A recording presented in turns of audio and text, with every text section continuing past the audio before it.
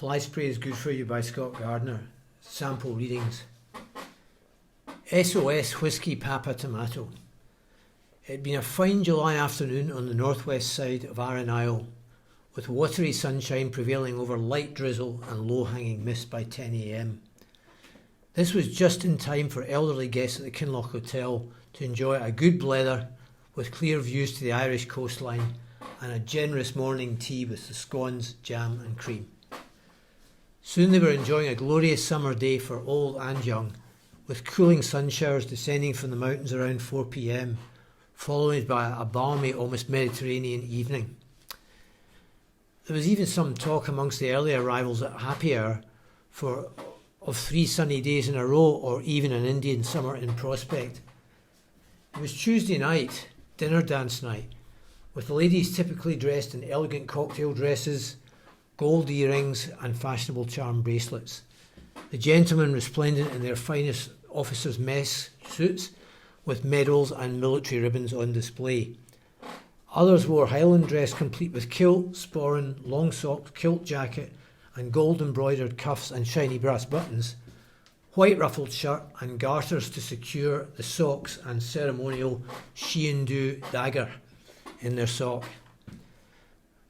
On this occasion, my father decided not to join the ranks of the former military officers and their wives.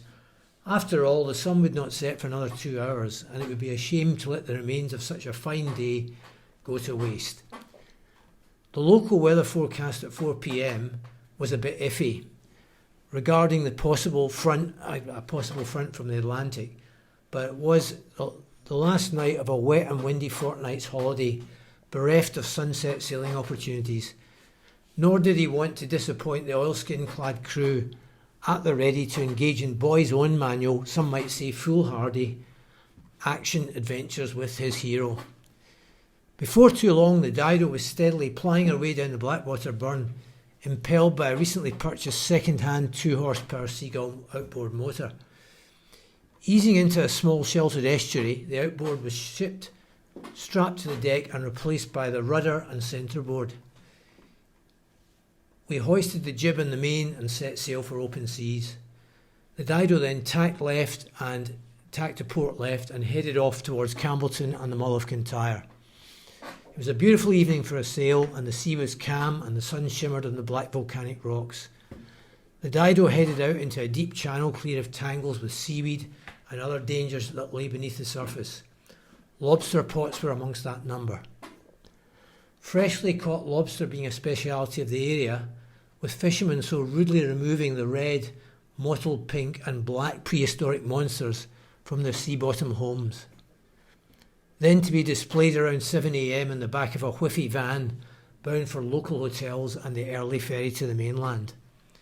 Their menacing claws snapping and simultaneously thrilling and scaring the little kids who had come out for the early show. With cranky lobsters and treacherous shallows no longer in mind, the boat was soon sailing on an even keel towards Campbelltown. However, surely Dad had noticed the storm-bringing clouds that were rapidly approaching from the northwest. When questioned, he assured me that they would pass over and not to worry. Despite his assurances, we were being buffeted by a rising squally wind, dropping in and out with gusts of up to 25 knots in the extreme. Dad was struggling to keep the boat upright, and the next thing we knew, we got smacked down by a 30-knot gust of wind, and over we went. I was dragged beneath the boat and could feel the undertow on my boots, sou'wester oilskins, and something else like a thick rope wrapped around my right leg. There was a small pocket of air captured when the boat went turtle, but I could feel the salty water creeping up to just below my nose. I heard Dad calling from above, bellowing orders. "Swim out and grab the rope." I dived down, kicked the tangle off, and was relieved when my life jacket carried me to the surface. Breaching like a baby beluga whale, I barfed up several mouthfuls of seawater, followed by a stomach load of acrid spew. Recoiling in disgust, I grabbed the jib rope, which Dad was used to drag me up the hull. As we started to drift towards a large outcrop of rocks, where Dad assured me we could reach without the rudder and tiller assembly, which were bobbing some 15 yards from the upturned hull, Insofar as the nights are short in midsummer southwest Scotland, there was a good possibility that we would be spotted by marine traffic or overflying aircraft. It wasn't quite a desert island scenario, but the water was cold and hypothermia was never too far away in the northern seas of the British Isles. However, my main concern and horrible realisation was that the tomato sauce crisps, so hard to get and so good to have, had been engulfed by water and were now completely ruined. Whilst I was ruminating about the fate of my crisps, I heard the deep rumble of a large outboard engine coming closer and closer. I looked over the horizon to see a fast, modern inflatable rib boat appear on the horizon. It was heading towards us from the southern tip of Mull of Kintyre.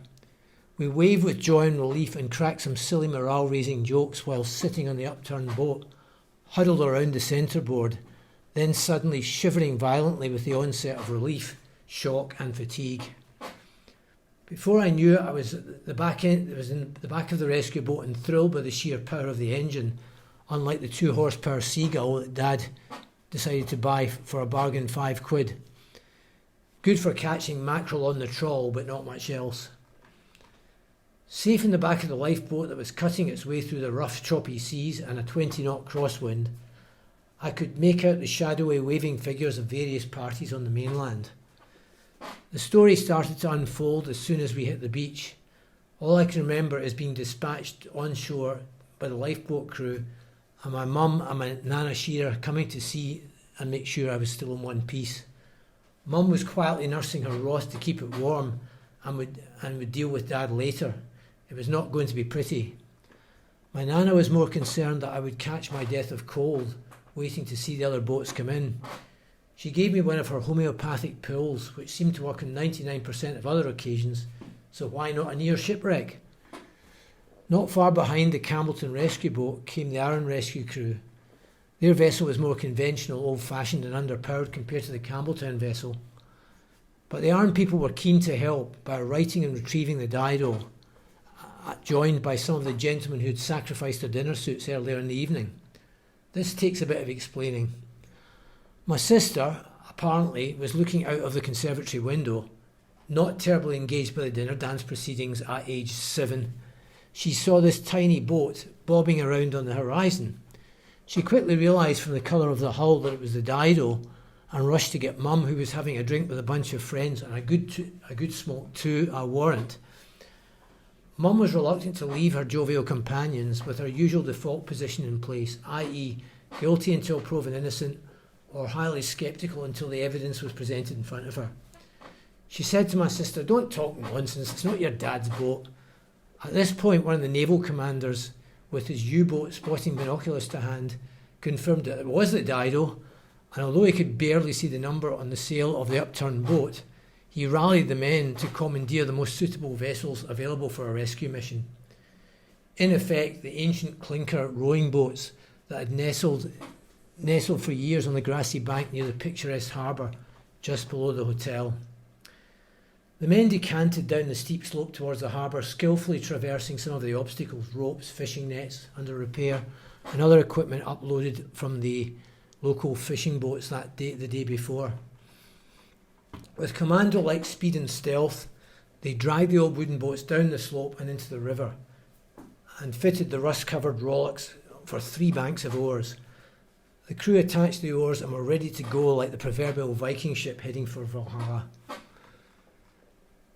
With the best of intentions, the 12 dinner-suited rescuers knew there was something not quite right as they pulled down the river in a steady coxswain's rhythm of 3-3-3. Both boats were sinking fast, due in part to loss of caulking over the years, or in the case of the second vessel, failure to fit the bungs properly. Both submarined to the bottom of the Blackwater Burn, mercifully no more than 5 foot deep at that time of year. Whilst lives were saved on the night, the dinner suits could not be, and several pairs of suede shoes and neatly polished brogues had also done their last dashing white sergeant. Whilst I was impressed with the Campbelltown and Arran lifeboats getting there so quickly and coming to our rescue, I was more impressed with something that happened afterwards. This was the arrival of a giant yellow Sea King helicopter, scrambled from HMS Gannet, 40 miles down the coastline. Relying on accounts from the grown-ups about what happened after that, the helicopter apparently landed on the hotel lawn and the skipper announced drinks for all, including the lifeboat crews. The proviso, of course, being that all drinks were on Willie Shearer, my Papa Shearer, who had been in the minesweepers during the war. He knew his semaphore from his scrimshaw and a few other things of boating concern as well. Tonight he had one job and one job only, to give out as much top-shelf whisky as he possibly could as a thank you to our gallant rescuers. Unfortunately, the incident had been reported elsewhere, but not in these terms. It had been picked up by local radio and the BBC, announcing a doctor and his young son had unfortunately drowned in this capsizing accident. It also happened that Uncle Bill was listening to radio that night and, putting two and two together, assumed that this was our last trip down to the ocean, down to Davy Jones' locker perhaps. So there it was, my grandpa footing the bill for the helicopter and 2 lifeboat crew. In those days it was presumed that the helicopter knew its way home and the lifeboats possibly did too. It was no surprise that when the very drunken rescuers decided to spend the night on the lawn or in vacant places in the hotel lobby, nobody was going to deny them a small concession for their generosity.